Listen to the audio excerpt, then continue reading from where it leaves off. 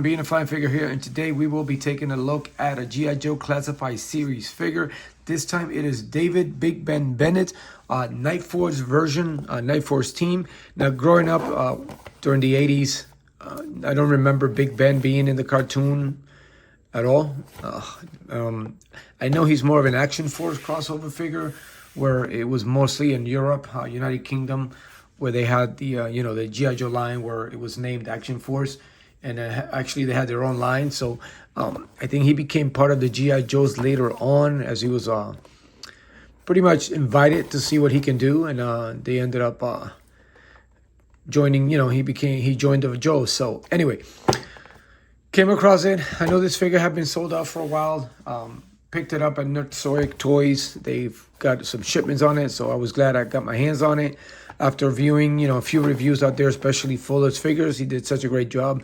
And I was like, man, I got to get that. I got to add that to my collection. So anyway, without further ado, he is number 77. Without further ado, I am going to get Big Ben out of the packaging, and I will be right back. All right, so I've got Big Ben out of the packaging here, and I will quickly go over his weapons locker. David Big Ben Bennett there, and get all his weapons out. Little nonsense paper in there, and I still have these yet. I collect them, sort of. I'll have them in a way. I haven't really decided what I'm going to do with them, or if I'm just, maybe in the long term, throw them away. But for now, they're pretty cool. You stack them up with the figure next to them. It's actually not bad. Oh, don't want to lose that. Make sure I got everything out. And, well, he does come with quite a few very plain, simple weapons, all one tone, which it's the only thing I don't like. I wish that they would put a little bit more details into the weapons. Sometimes I do, sometimes I don't. But anyway, let's quickly go over them. He's got this nice Uzi type machine gun. And he does, I think the silencer is mostly for that one. Yeah, that actually, it's a nice little silencer. But again, it's all one color tone, gray. I mean, I wish they would put a detail on the handle or something just so it can have a little bit more pop. It also comes with this one, a little bit more, I guess. I mean, it does have a little hold stand there. Machine gun there. I'm not too familiar with these kind of guns. I just know Glocks and Smith & Wessons, and it does come with a magazine. But again, I just wish that they would just sometime put a little detail, a little separation, some painting, something like that, not just plain generic weapons.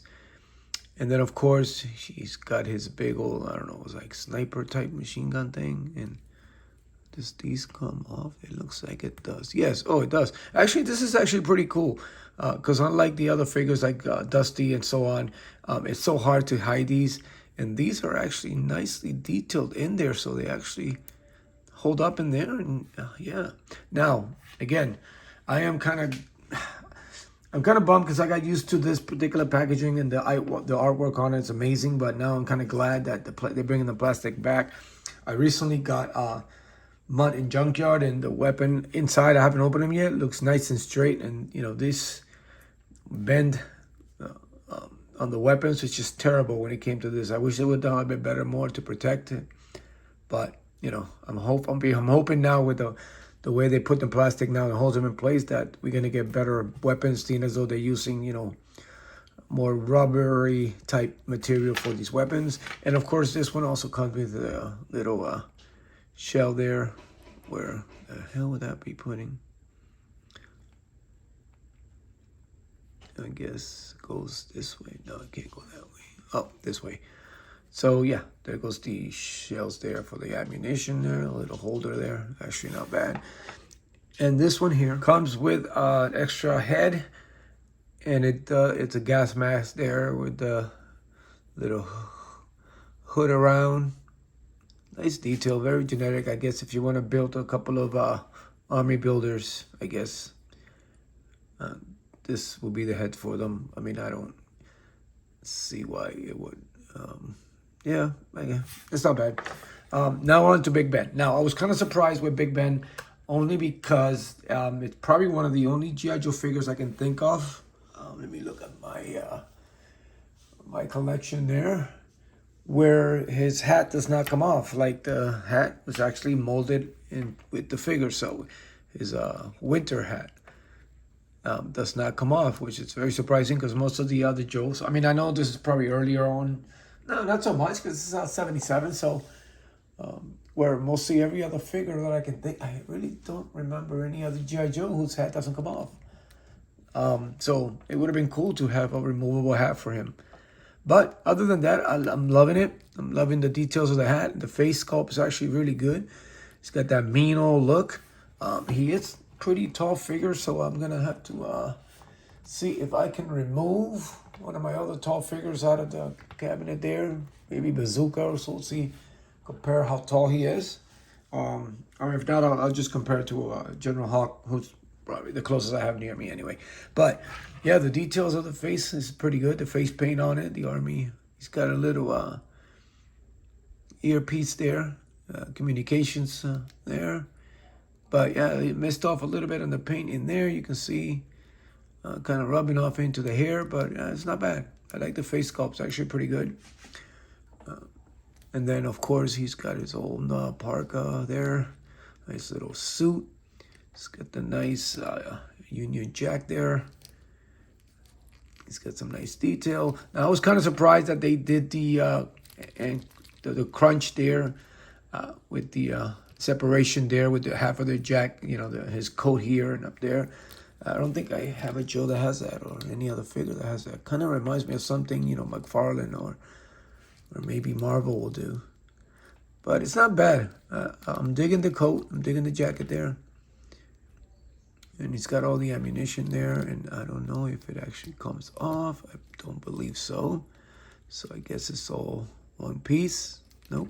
Don't know if there's separation. And he's got all his little holsters. And he's got little pouches there. He's got some army boots. I mean, I don't know how accurate this is to whatever field SAS is. But it looks pretty damn good. Again, it's G.I. Joe articulation, so again, you've seen that many times before. No need to go it now. Usually I only care sometimes about the head, and he does have some pretty good head movement there.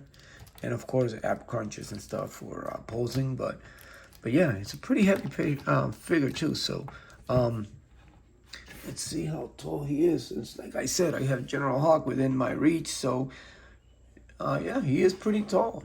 He's a pretty big figure. So, yeah, he does warrant the name of Big Ben.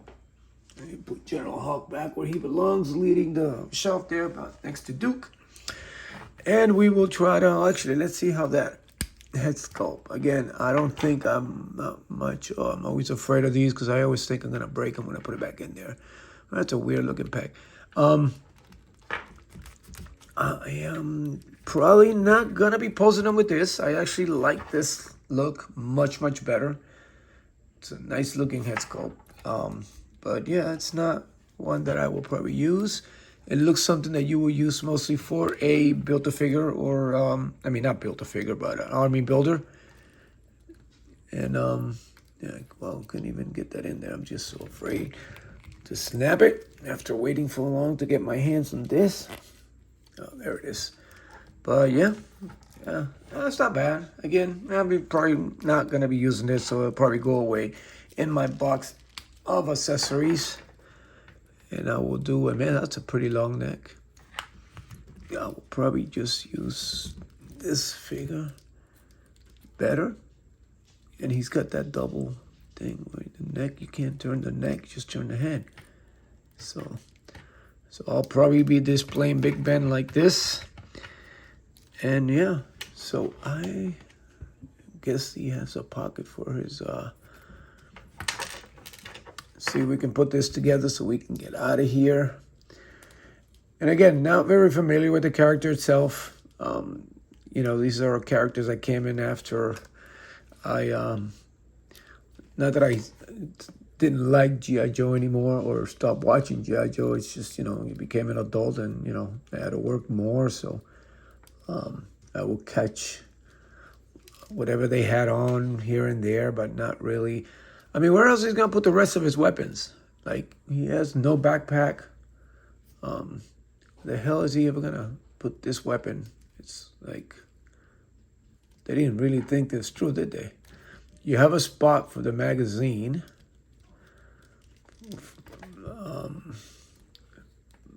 I don't even know if that fits in there. That looks awkward. But you don't really have a spot or something for the weapons. So he's like, won't be able to carry one of the weapons. So he's going to have to, you know, carry one weapon and, you know, and always be ready to shoot with the other one. So, you know, sometimes you have to wonder what, you know, give him something. Like, should have put something where you can put this one, his weapon and whatnot. But, yeah, I guess, you know, no backpack. Again, one of the others rare figures that doesn't have a backpack. For mostly all G.I. Joes will have something on it. So, but yeah, there you have it. It is actually not bad. I'm kind of glad I got my hands on this one. I thought I was gonna, you know, probably one of the G.I. Joe figures that I was never gonna get. I know they have it online, but damn you if I'm gonna pay prices, scalping prices. That's not for me. So, so I'm kind of glad. I mean, it was up. It was still at the same price. I didn't pay anything more. I think maybe $1 more than what it was originally. So, plus I had a coupon, so, you know, it kind of worked out. But, you know, now I'm just missing Wolf Spider.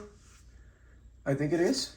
And what was the other one? I can't think of the other one's name right now. But yeah, this is a pretty good figure. Nice detail. I'm glad, you know, that they are very diversified G.I. Joe and bringing in all kinds of folks from different nations and races and whatnot. And, you know, it makes it for an accurate toy line as far as reality, close to reality as you're going to get. So, as always, thank you guys for your support. If you haven't subscribed, please do. Stay tuned. I do have a few more dropping into the channel for a video, and like I said, I do have Mutt and Junkyard, so that video should be getting that together soon. But for now, again, thank you for your support, and as always, support each other, continue to be a fine figure, and I will see you later.